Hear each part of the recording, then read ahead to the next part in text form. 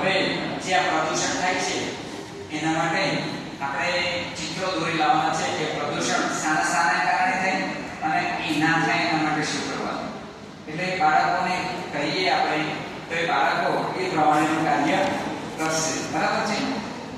હવે અભિનય અને નાટક આ તો ખૂબ મજાનો વિષય છે. બાળકોને અભિનય જો કરવાનું કહેવામાં આવે તો તરત બાળક કહેશે સાહેબ હું કરું અને તરત બાળકો એ અભિનય કરવા માટે તૈયાર થઈ જાય છે. બાળકોને નાટકો પણ ગમે છે. જ્યારે આપણે બાળકોને નાટક કરવાનું કહીએ કે ચાલો આપણે એક નાટક તૈયાર કરીએ તો તરત બાળકો કહેશે કે મને નાટકની અંદર મારે રહેવું છે. તો આ પ્રત્યેના પર્યાવરણની જે સમસ્યાઓ છે એના ઉપર આપણે નાટકો યોજી શકીએ. બસ એ રજૂ કરવાથી બાળકોને સરળતાથી સમજી શકે છે. બાળકો આ જો નાટક કરવામાં આવે તો એને એકદમ એને યાદ રહેતું હોય છે. શાળા બહારની પ્રવૃત્તિ. હવે શાળા બહારની પ્રવૃત્તિઓ કઈ છે તો શૈક્ષણિક પ્રવાસ.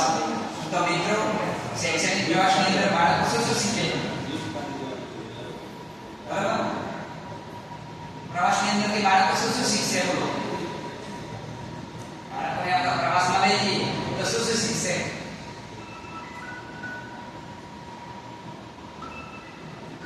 બધાને ખબર છે. બોલો.